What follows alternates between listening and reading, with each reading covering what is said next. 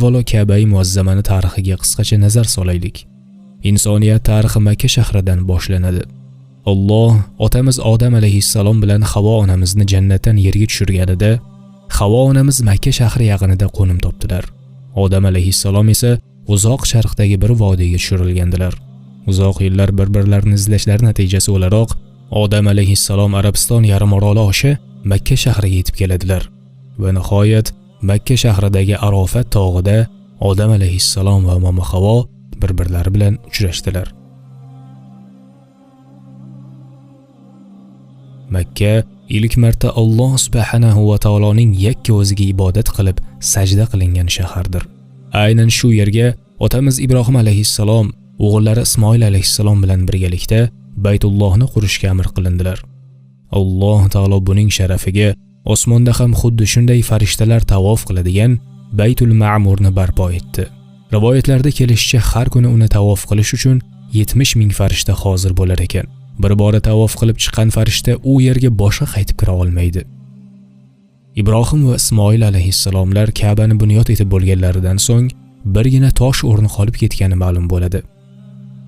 Aynan shu o'ringa mos tosh topib kelish uchun Ibrohim alayhissalom o'g'illari Ismoilga aytadilar. Lekin Alloh subhanahu va taolo Baytullohning so'nggi toshi yer jinsidan emas, balki toshni jannatning yuragidan bo'lishini iroda etdi. Shundan so'ng Jabroil alayhissalom Ibrohim alayhissalomga bu toshni olib tushdilar va aynan o'sha qolib ketgan mos o'ringa bu tosh qo'yildi.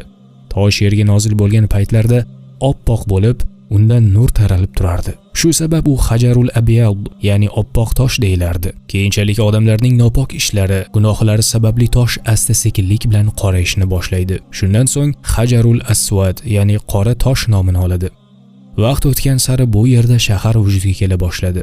Makka ahli sof tavhid e'tiqodida bo'ldilar. Alloh taolo Qur'oni Karimda shunday marhamat qiladi. Albatta, odamlar uchun qo'yilgan birinchi uy Bakkadagi muborak va olamlarga hidoyat qilingan uydir. Unda ochiq alomatlar, maqomi Ibrohim bor. Kim unga kirsa, omonda bo'ladi.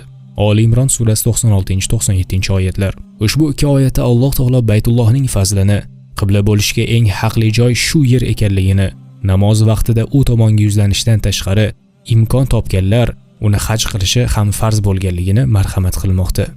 Bakka Makka-i Mukarramaning ismlaridan biri. Bakkadagi uy Baytullohdir.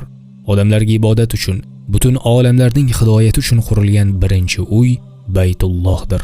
Undan avval bunday uy qurilmagan. Bu uy muborak bo'lib, uni kim haj yoki umra qilsa, ko'plab yaxshilik va manfaatlar topadi. Unda ochiq alomatlar, ya'ni Baytullohning o'zida boshqalardan ustunligiga ochiq-oydin alomatlar bor. Maqomi Ibrohim bor. Ulamolarimizning fikrlaricha, maqomi Ibrohim deb Ibrohim alayhissalom Baytullohni qurayotganlarida ustida turgan toshga aytiladi. U toshga u zotning oyoq izlari tushib qolgan. Hozirgi kunda u shisha g'ilof ichiga olinib, yerdan ma'lum miqdor ko'tarib qo'yilgan. Kim unga kirsa, omonda bo'ladi. Bunday fazilat dunyodagi hech bir joyda yo'q. Ibrohim alayhissalom bu baytni Allohning amri va o'g'illari Ismoilning yordami bilan qurganlaridan buyon har bir xavf-xatardagi odam uchun tinchlik, omonlik maskani bo'lib kelmoqda. Haram-i sharifda nafaqat odamga, balki hayvonot va nabodot olamiga ham ozor berilmaydi. Yana ma'lumot tariqasida aytib o'tish kerakki, payg'ambarimiz sollallohu alayhi va sallam o'zlari hijrat qilgan shahar Madina-i Munawvarani ham haram qilganlar. Imom Buxoriy va Imom Muslim Ibod ibn Tamim radhiyallohu anhu dan rivoyat qilgan hadisda payg'ambarimiz sollallohu alayhi va sallam Ibrohim Makkani haram qildi va uning haqida duo qildi. Ibrohim Makkani haram qilganidek, men Madinani haram qilaman deganlar. Ki haramdagi hukmlar ham bir xil. Abdulloh ibn Adi ibn Hamro radhiyallohu anhu dan rivoyat qilinadi. Rasululloh sollallohu alayhi va sallamning Hazvarada, ya'ni Makkadagi bir joyda turib, Allohga qasamki, albatta sen Allohning eng yaxshi yerisan va Allohning o'ziga eng mahbub yerisan. Agar men sendan chiqarilmaganimda chiqmasdim deganlarni eshitdim. Bu hadis sharifdan Makka-i Mukarramaning fazli qanchalar ulug' ekanligini yana bir bor bilib olamiz.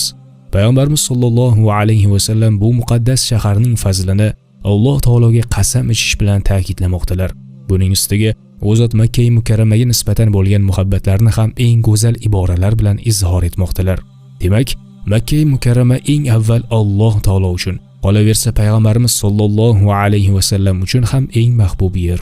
Payg'ambar sollallohu alayhi va sallamning Makka mukarramadan chiqish istaklari mutlaqo bo'lmasa ham, u yerning ahli u zotni chiqishga majbur qilganlari uchungina chiqqanlar.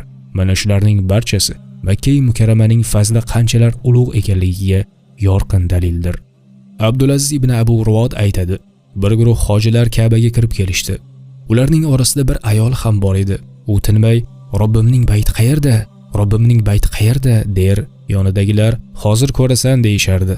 Nihoyat Baytulloh ko'rinishi bilan "Mana Robbingning bayti ko'ryapsanmi?" deyishdi. Ayol Baytullohning yoniga borib "Robbimning bayti, Robbimning bayti" deya peshonasini unga qo'ydi va shu holatda joni uzildi. Ka'bani tavof qilish haj yoki umra ibodati doirasida musulmonlar uchun muqaddas hisoblangan joyni aylanishdir. Ushbu ibodat soat milliga nisbatan teskari amalga oshiriladi. Nima uchun? Quyida keltirilgan ayrim ilmiy faktlar bu savolning javobini izlashga yordam beradi. Odam tanasidagi qon soat millariga teskari ravishda aylanadi. Atom elektronlari tavof kabi yadroning atrofida soat milliga nisbatan teskari aylanadi. Oy o'z o'qida soat millariga nisbatan teskari aylanadi. Yer o'z o'qida soat millariga nisbatan teskari aylanadi. Yer quyosh atrofida soat millariga nisbatan teskari aylanadi. Quyosh tizimidagi sayyoralar soat millariga nisbatan teskari aylanadi. Quyoshning o'zi ham tizimi bilan birga galaktikadagi orbitasida soat millariga teskari aylanadi. Kosmosdagi barcha galaktikalar soat millariga teskari aylanadi. Bundan kelib chiqadiki, biz Ka'bani tavof qilayotganimizda butun borliq kabi harakat qilamiz. Ya'ni Allohning barcha maxluqi zarradan to yulduzlar to'plamigacha Alloh taologa hamd aytish yo'lida birlashadilar. Ka'bani tavof qilib aylanar ekanmiz.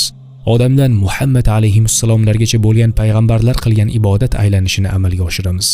Ka'ba atrofida odamlar aylanishi hech ham to'xtamaydi. Qiyomat ham aynan Ka'bani aylanish istagida bo'lganlar qolmaguniga qadar qoyim bo'lmaydi. Bundan tashqari yana bir ilmiy haqiqatlardan biri, qachon kishi Ka'baga yo'nalgan holda boshini sajdaga qo'yar ekan, undagi barcha zararli impulslar chiqib ketadi. Bu tanadagi energiya balansiga ijobiy ta'sir o'tkazadi. Buni yaxshiroq tushunishimiz uchun oltin nisbat haqida ma'lumotga ega bo'lishimiz lozim. Oltin nisbat bu katta masofaning kichik masofaga nisbatiga aytiladi va u 1.618 fi konstantaga tengdir. Bu nisbat ilohiy proporsiya ham deyiladi. Sababi Haq taolo aksar maxluqotlarni aynan shu nisbatda insho etgan. Bu oltin o'lchov yaratilish dalilidir. Ushbu nisbatni yer xaritasiga qo'llaydigan bo'lsak, yerning oltin markazi Makka shahriga to'g'ri kelishiga guvoh bo'lamiz. Makkaning oltin markazi esa Ka'ba-i muazzamaga to'g'ri keladi. Yerning oltin markazi Ka'baga to'g'ri kelgani bois, undan katta hajmdagi energiya ajraladi.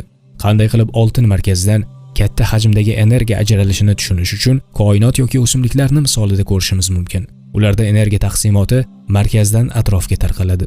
Xuddi shunday atomlarda ham o'rtadagi yadroda musbat zaryadlar, pozitronlar bo'lib, atrofida aylanayotgan manfiy zaryadli elektronlarni o'ziga tortib itarilishi natijasida muvozanat hosil bo'ladi.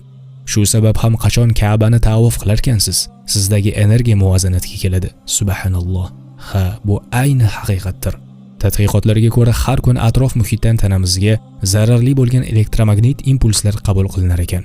Bu salbiy impulslar miyamizning peshona qismida to'planib qolib, turli xil depressiyalarga, stresslarga, bosh og'rig'i, dangasalikka sabab bo'ladi. Bular esa o'z navbatida jiddiy kasalliklar keltirib chiqarishi ham mumkin. Ushbu zararli impulslardan yerning eng katta energiya maydoni, ya'ni Ka'ba tomon boshni sajdaga qo'yish orqali xalos bo'lish mumkin bo'ladi. Robbim bizlarga ham bu yerlarga haj va umra qilish uchun borishlikni nasib qilsin. Umra o'zi nima? Umra so'zi lug'atda ziyorat ma'nosini anglatadi. Istilohda esa bu so'z bilan haj mavsumidan boshqa paytda maxsus amallar bilan Masjidul Haromni ziyorat qilish nazarda tutiladi. Qur'oni Karimda va atimmul hajja val umrata lillah, ya'ni haj va umrani Alloh uchun to'kis ado eting degan oyat karimada ham haj ziyorati bilan umra ziyoratini bajarilishga undalgan. Rivoyatlarga ko'ra Rasululloh sallallohu alayhi va sallamdan haj farz, umra esa ixtiyoriydir degan hadis naql qilingan. Umra Maliki va Hanafi mazhabidagi rojih qavliga ko'ra, qurbi yetgan kishilarga sunnat muakkada hisoblanib, yilning barcha oyida bajarishi durustdir. Ramazon oyida amalga oshirilgan umra esa eng afzal umra hisoblanadi. Negaki Nabiy sallallohu alayhi va sallam Ramazonda qilingan umra savobi hajiga teng deya marhamat qilganlar.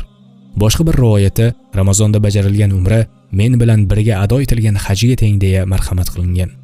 Shuni unutmaslik kerakki, Ramazon oyida shu oyning sharofati, ham Qadr tunining sharofati, ham umra ibodatining sharofati birgalikda jam bo'ladi.